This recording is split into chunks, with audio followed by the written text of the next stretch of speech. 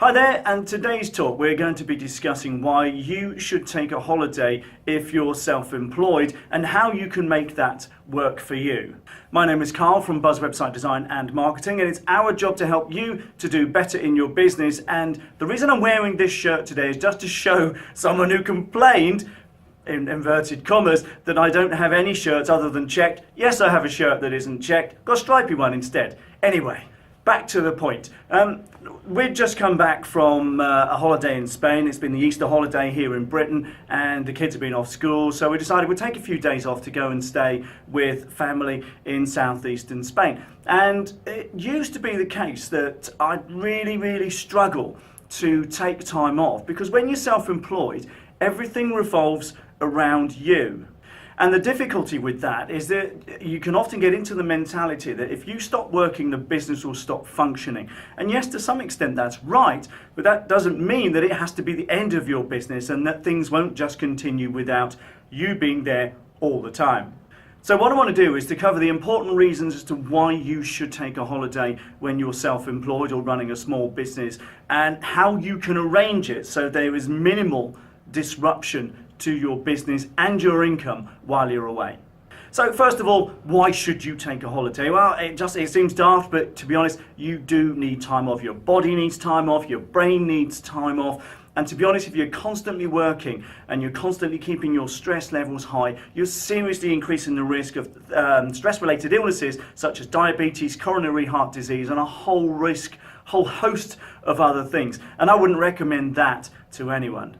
And not only that, taking time out can improve your creativity. Every single time I go on holiday, it gives me the space just to think about my work and to think about what it is we do in the business in a non-engaged way. And that means I'm not having to constantly do the stuff day in, day out. It enables my mind to wander a little bit and to come up with ideas that's going to help the overall business picture. And in all honesty, these things happen anyway, and would allow them, these things would happen if you stayed at home and took some time off. But getting away from your home, getting away from your working environment, enables your brain just to open up that a little bit. I always come back from holiday with ideas on how to improve and how to change and how to make better what we do in our business. So, right.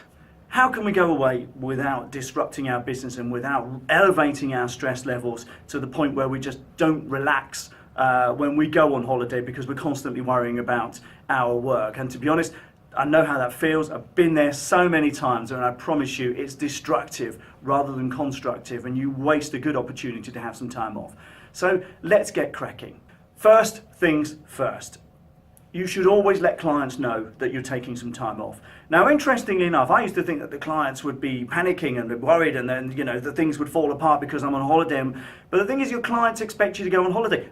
I promise you, they go on holiday as well, so why shouldn't you? And it's a normal part of the working world that folks take time off. They go on holiday, they go and do this stuff, go and take the family to wherever. Everyone does it. So you letting your clients know that you're going on holiday is going to be no surprise to any of them. And in all honesty, I used to get asked, when are you taking a holiday? You never seem to take time off. And that's my clients. They were expecting me to take time off. So first things first, let your clients know that you're going to be away. Now, an addendum to that is to let your clients know if you have any availability at all. If you are going to be fielding calls or returning calls, if people leave you a message, that's fine, but let people know. Typically when I go on holiday, I check my work email every few days, not necessarily do anything, but just to keep tabs on things that are happening, if necessary, forward things on to the team so they can tackle it, or just to let a client know, yes, got no problem with this, but I'm going to have to tackle it when I come back.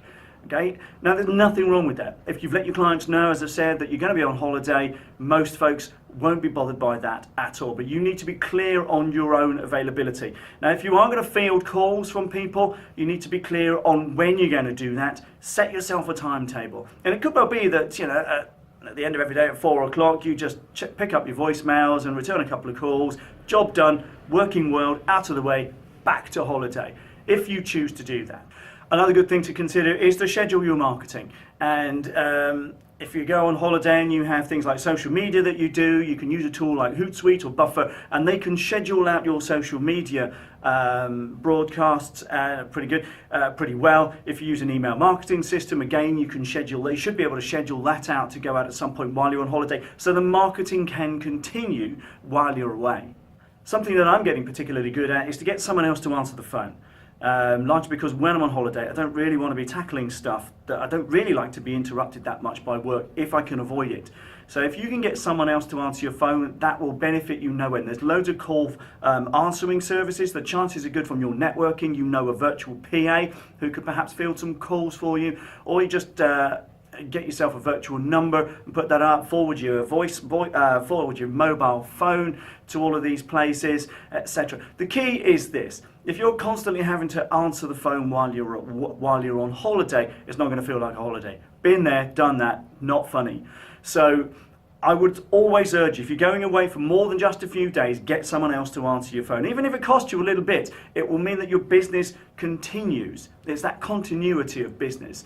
And that's what we often stress about as self-employed people and as owners of small businesses. It's that continuity. If I take time out, it's all going to fall apart. So get someone else to answer the phone where feasible. And also, if you do field calls and you can't get back to people, make sure that you promise to get back to them and then do it. One of the biggest frustrations we have in the business world is when somebody promises to give you a call back and they simply don't. And I don't know whether that's that either they forget, or it's just not important enough to them, or they go off to other things and it completely leaves their mind, and that just makes you feel unimportant. And in our world, where customer service is a particularly high requirement because of the nature of our business in building websites and helping people with marketing and online marketing, etc. We have to respond to people, and oftentimes we can't take calls, but we always make sure that we phone people back. So if you promise to call people back, and I think you should, make sure that you do it. And finally, if you are going to take a holiday, make the effort to relax. Make the effort to switch off. Make the effort to not be thinking about work. Spend some time with family and friends, or whatever it is you do, wherever you go. Go and be in the moment. Simply because, if it all fell apart, it's memories like that that will make all the difference. I know it sounds kind of fatalistic, but at the end of the day, we're here. We should not be working. We should not be living to work. We should be working to live. And where's the point in having the flexibility and running your own business and being self-employed if you can't enjoy the benefits of that? So I would urge you to make the time and practice the time to take relaxation, holidays, as much as you possibly can. So I hope that's been really, really useful. I appreciate you watching. So thanks for watching again, and bye for now.